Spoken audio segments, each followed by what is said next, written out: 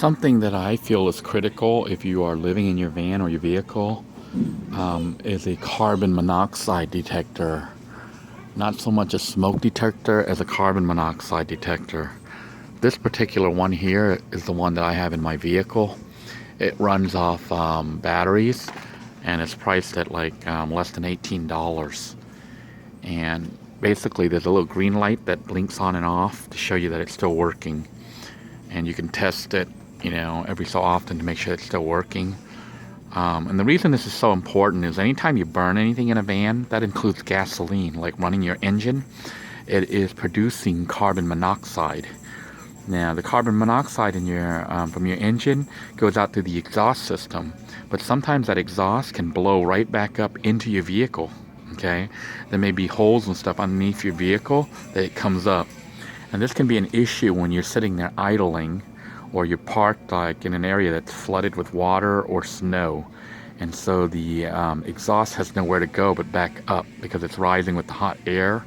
It'll get inside your vehicle and it can kill you. They have found a lot of people dead in their vehicle due to carbon monoxide poisoning. And in our vanning group, some people were suggesting running their engine to either keep the vehicle AC on to cool down, or to run the engine and keep the vehicle heater going to keep the vehicle warm.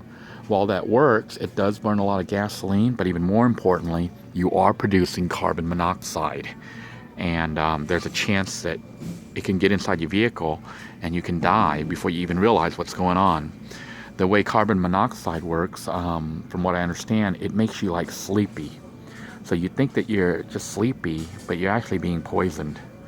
So this is a device that I highly recommend getting. If you can't afford, a more expensive one, this $18 one from Walmart seems to work fine. At least it's worked for me. And I've had it go off like once when I was testing my cooking system, and I had the vehicle, obviously I had my engine running, and I had the rear hatchback open, and the vehicle was sitting still for a while, and sure enough, the carbon monoxide made it into the vehicle and the alarm went off. So it does detect it, at least it did in that case. But since actually living in my van, I haven't had it go off again, other than when I was testing it. But it is a device that I recommend. Apparently they have this, this looks to be new. It might be worth getting. Looks like a really small fire extinguisher for $13. So they got this little spray one that you spray on. They also have this, which I'm probably going to get here very soon. This is a auto and marine fire extinguisher for $10. They have bigger ones here, but I think the small one should be enough. I may go ahead and get this and have it handy, ready to go. If you get fire extinguishers and whatnot, make sure you mount it somewhere where you can get quick access to it in an emergency. They also have a smoke alarm here for only $4.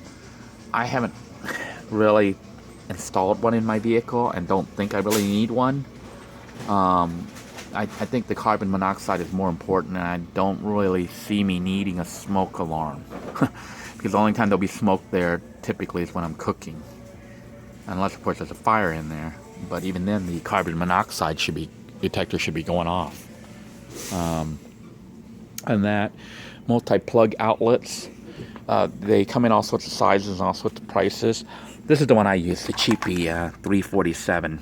And I use this if you look inside little blue 2 on the tour, you'll see that I have this mounted on my rear kitchenette area.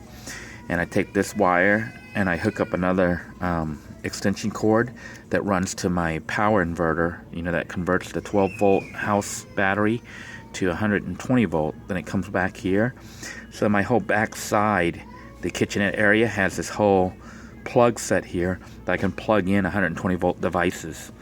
And the reason I use 120 volt for cooking versus straight 12 volt, even though there's a lot of loss of power when you do the conversion from 12 volt to 120 volt, is simply because, to me, there's a lot more versatility in using 120 volt devices. I can take those rice cookers and the sandwich maker and use it at a park, that has 120 volt access. And now in my new life as a traveling salesman, I take those devices and I take it inside the hotel room, which has 120 volt power, and I just plug it in and I can cook inside the hotel room. And that's the main reason that I did it. The other is cost. Most 12-volt devices cost like 2 or 3 times more than the equivalent 120-volt version. So, for me, there was a lot of pros for going 120 volts versus 12-volt devices. Although for something like lights, I would prefer a straight 12-volt light versus converting 120 volts, from the 12 volts, because you're losing a lot of power for lighting. Now, and if you're going to do that, you should get the LED lights. Previously, I used fluorescent lights, and it would run a long time. But like I said, it's going to be best if you're running lights inside a vehicle to use 12-volt lights, specifically 12-volt LED lights.